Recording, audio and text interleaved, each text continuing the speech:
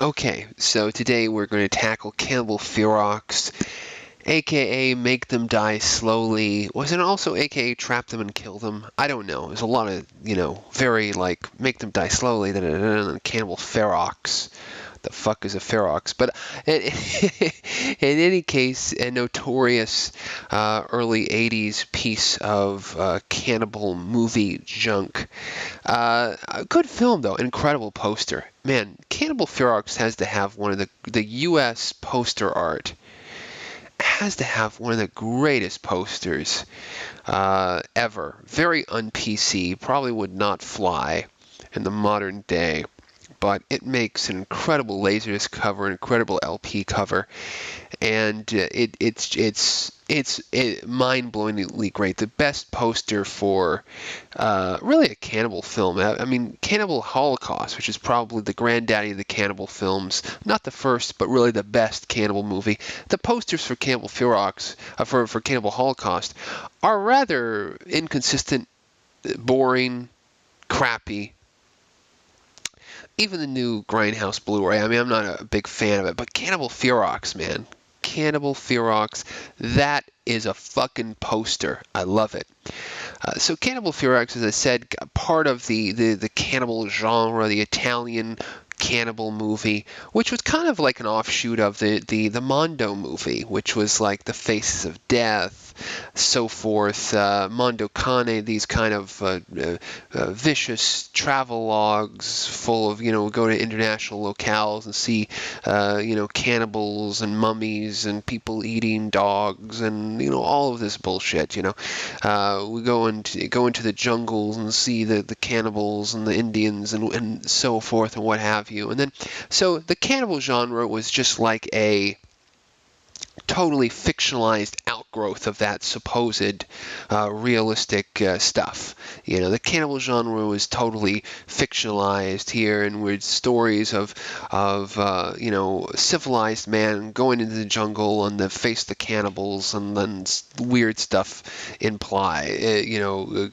goes on. Weird stuff happens. Of course, there's the Man from Deep River. There is Jungle Holocaust. There is Cannibal Holocaust. There is so many of them. I just Ursula Andress and Stacy Keach get involved in other ones, and you've got Umberto Lenzi and Ruggero Deodato and these filmmakers, who are down in it, making these movies. The best, as I said, the most legitimate, most vicious, and the most artistically, respectable one of them is, of course, Cannibal Holocaust. Um, Cannibal Holocaust, yeah, of course, is the granddaddy, the one you need to watch. But Cannibal Holocaust, its release was stunted by the accusations of animal cruelty. All of these films have a very kind of ambiguous relationship to animal cruelty in one way or the other. They all have some live animal deaths in them, so which can cause some censorship problems, some problems with the audience, and there's a little bit in Cannibal Ferox, but it's mostly just some rather well mounted special effects in this film. So what is Cannibal Ferox? Cannibal Ferox is about a bunch of kids, a bunch of young people who go into the woods, and someone Zora Korova, the John Morghen, the famous John Morghen from those Fulci movies. And they go and bother some Indians, and they're drug dealing, they're doing their bad guys, and then eventually they get captured and they get dealt with by the cannibals in very vicious ways. The recent Eli Roth film, The Green Inferno, very similar to the kind of fates of some of those characters with the Green Inferno kind of amped it up a bit because they had modern special effects and CGI and the modern technology. But Cannibal Ferox is kind of like the traditional version of that.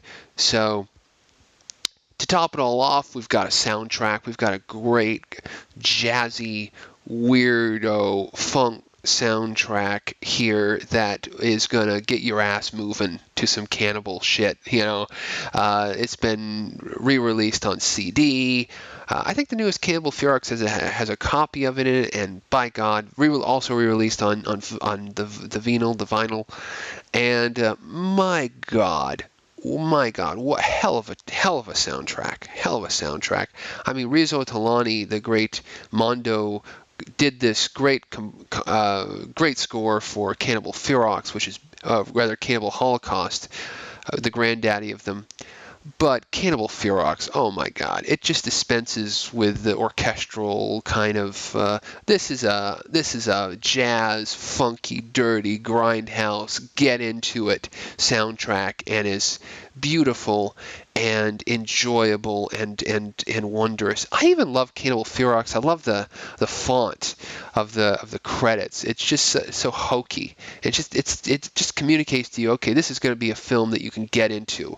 Most cannibal movies they're like Cannibal Holocaust. It's a very serious experience. You kind of have to be prepared for it, and then you have to be prepared to maybe kind of take a shower after you watch it. Cannibal Ferox is a hard movie, but it's the perfect midnight movie. It's the perfect drive-in movie. It's a movie with a lot of where's the drugs, bitch, and slapping and fake and exaggerated stuff, exaggerated gore, and the perfect film to show a midnight movie audience, which is on dope and high, or at the very least sleep deprived, because they're in the middle of the fucking night. So these people who are kind of in an altered state of consciousness in a movie theater in the middle of the night, a bunch of friends, or people who maybe if they're not friends, when they get into this movie theater and they start hooping and hollering and going nuts, they're going to become fast friends. That's the perfect experience for this film. I mean, I guess I've seen like Goodbye Uncle Tom and stuff, and it just doesn't get the right vibe in a movie theater. I think I've never seen Cannibal Ferox in a movie theater, but I just feel like it would be such a cool experience to see it in a movie theater. And on home video, the film came out on the Thriller video. I mean, that was a big box, as I said, with that incredible poster art, and that was iconic. And for a while, that kind of satiated the hunger for this film. But then in the 90s, you had Grindhouse releasing, the late Sage Stallone and Bob Murawski's Grindhouse releasing, who were promising a lot of films. They were going to release Fulci movies, they were going to release this, they were going to release that.